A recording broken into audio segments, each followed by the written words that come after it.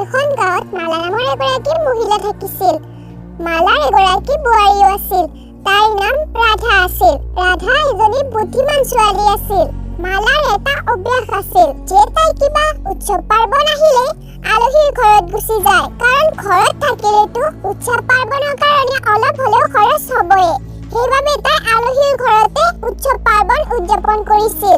মালা আচলতে এজনী কৃপণ মহিলা আছিল। আৰে মালিকনী বাইদেউ, দীপাৱলীও আহিয়ে পালে। মই আপোনাৰ ঘৰত কাম কৰিব আজি 2 বছৰ হ'ল। আপুনি নহ'লে এইবাৰ দীপাৱলীত এখন মোক শাৰী দিব। এনেও বহুত দিন নতুন কাপোৰ কিনাই নাই। আৰে কি কৰিছিলা? তোকতো মই মাহে মাহে দৰমহা দিয়ে আছো, আৰু দীপাৱলীত নতুন শাৰীও লাগে। আৰে মোৰ ঘৰত কিন্তু কাম কৰা মহিলাৰ আকাল হোৱা নাই। আৰে হ'ব মালিকনী বাইদেউ, মই আপোনাৰ ঘৰত কাম এৰিলে কি খাম? হ'ব দিয়ক, মোক শাৰী নালাগে। কিন্তু আপুনি এটা কাম কৰিবচোন, মোৰ ল'ৰা ৰবিক দীপাৱলীত অলপমান ফটকা আনি দিব। সি বহুত আগৰ পৰাই কৈ আছে যে এইবাৰ দীপাৱলীত তাক হেনো ফটকা লাগিবই। তই দেখোন কামত কৈ কথাহে বেছি ক। যা নিজৰ কাম কৰগৈ। আৰে তাইক নতুন শাৰী লাগে, আৰু এতিয়া শাৰী নিদিয়াৰ কাৰণে তাইৰ ল'ৰাক মই ফটকা দিব লাগে। ফটকা কি ফ্ৰীতে পায় নেকি? তাততো পইচাই লাগে। কিমান বছৰ হ'ল মই কোনো উৎসৱ পাৰ্বণত শাৰী নোলোৱা। মই নিজে এখন শাৰী লোৱা নাই, আৰু তাইক শাৰী লাগে। মালাৰ সৰু ল'ৰা আকাশে চাকৰি সূত্ৰে এখন চহৰত নিজৰ পত্নীৰ সৈতে থাকিছিল। এইবাৰ দীপাৱলী উদযাপন কৰিবলৈ সিহঁত দুয়ো গাঁৱলৈ আহিল। এনেকৈ 2 দিন বাগৰি গ'ল। কিন্তু এই 2 দিনত ৰাধাই মালাৰ কথা বিশেষ নেজানিলেও মালাত কেনে ধৰণৰ মহিলা তাই ভালকৈ বুজি পালে। আৰে মা, কি হ'ল? আপুনি ইমান খঙত কিয় আছে? আৰু এতিয়া আপুনি শিলাবাৰ লগত কাজিয়া কৰি আছিল নহয়নে? আৰে মই শিলাৰ লগতে কাজিয়া কৰি আছিলো।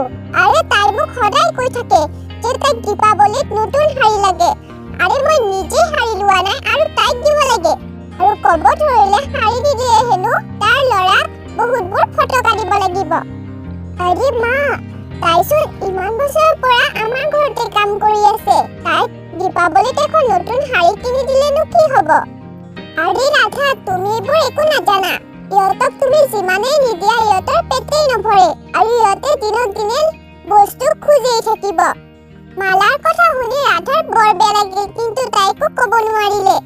প্ৰত্যেকবাৰৰ নিচিনা এইবাৰো মালাই ভাবিছিল যে এইবাৰো দীপাৱলী উদযাপন কৰিবলৈ তাই কোনোবা আলহীৰ ঘৰত যাব, আৰু তাইৰ খৰচবোৰ বাচি যাব। কিন্তু এইবাৰ তেনেকুৱা নহ'ল। ল'ৰা বোৱাৰী থকাৰ বাবে তাই কোনো আলহীৰ ঘৰত যাব নোৱাৰিলে।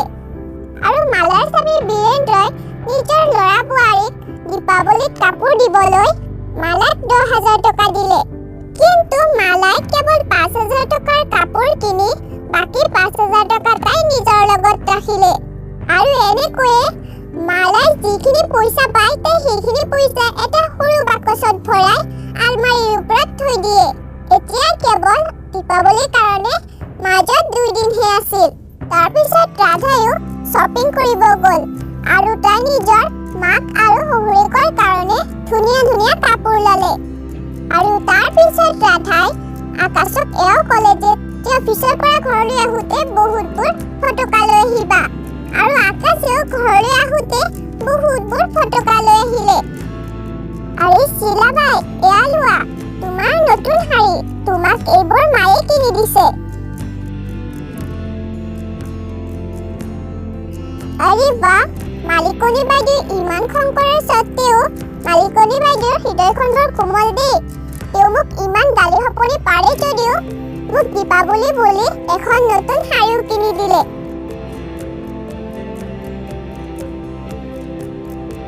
মালিকনী বাইদেউ, আপুনি সঁচাকৈয়ে বহুত ভাল। আপুনি মোক ইমান ধুনীয়া এখন নতুন শাৰী কিনি দিলে। মই যে 2-3 বছৰৰ পৰা নতুন শাৰী কিনাই নাই। আগতে মা জীয়াই থাকোঁতে প্ৰত্যেক বছৰে এখন হ'লেও শাৰী কিনি দিছিল, কিন্তু মাৰ মৃত্যুৰ পিছৰে পৰাই মই নতুন কাপোৰ পিন্ধিবই পৰা নাই। কিন্তু এইবাৰ আপোনাৰ কাৰণে পিন্ধিব পাৰিম। এতিয়া আপুনি মোৰ মাৰ দৰেই হ'ল। শিলাৰ এই অৱস্থা দেখি মালায়ো নিজৰ ভুলটো বুজি পালে, কিন্তু তাই যে কোনো শাৰীয়ে কিনা নাই সেই কথা শিলাক ক'ব খুজিছিল। তেতিয়াই ৰাধা আহি একো নকবলৈ ইংগিত দিলে। আৰে বোৱাৰী, তুমি মোক চিলা ইমান এটা ডাঙৰ মিছা কথা ক'বলৈ কিয় ক'লা? আৰে মা, শাৰীখন চিলাক ময়ে দিছো আৰু মই আপুনি দিয়া বুলি ক'ব ভাল পালো, সেইবাবেই ক'লো। চাওকচোন তাই এখন শাৰী পাই কিমান আনন্দ লাগিছে। আৰে বোৱাৰী, আজি মই নিজৰ ভুলটো বুজি পাইছো। কাৰোবাক কিবা বস্তু দি সেই মানুহজনৰ মুখত হাঁহি আনিব পাৰিলে কিমান যে আনন্দ লাগে, সেই কথা মই আজিহে অনুভৱ কৰিছো। আৰু দীপাৱলীৰ দিনা ৰাধাই শিলাক ক'লে যে শিলাৰ ল'ৰা ৰবিক সিহঁতৰ ঘৰলৈ লৈ আহে আৰু সিহঁতে একেলগে মিলি দেৱালী উদযাপন কৰিব। যেতিয়া সন্ধিয়া হ'ব ধৰিলে, চাৰিওফালে আনন্দৰ জোৱাৰ উঠিব ধৰিলে আৰু শিলা বায়ু নিজৰ ল'ৰা ৰবিক লৈ মালাৰ ঘৰ পালে আৰু হঠাতে মালাৰ খিৰিকীৰে মালাৰ কোঠালৈ এটা ৰকেট বম সোমাই আহিল আৰু সেই ৰকেট বমটো তাইৰ আলমাৰীৰ ওপৰত ফাটি গ'ল। মালাই সদা আলমাৰীৰ ওপৰত তাইৰ পইচাৰ বাকচটো ৰাখিছিল আৰু বোমাৰ কাৰণে সেই বাকচটো জ্বলিব ধৰিলে আৰু মালাই পইচাখিনি বচাবলৈ বহুত চেষ্টা কৰি আছিল আৰু তাই পইচাৰ কাৰণে নিজৰ কথা একো চিন্তাই নকৰিলে।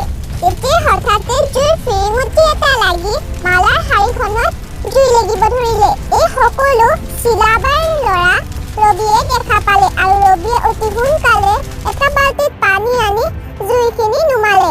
তাৰ পিছত সকলো মানুহ তাত আহি পালে।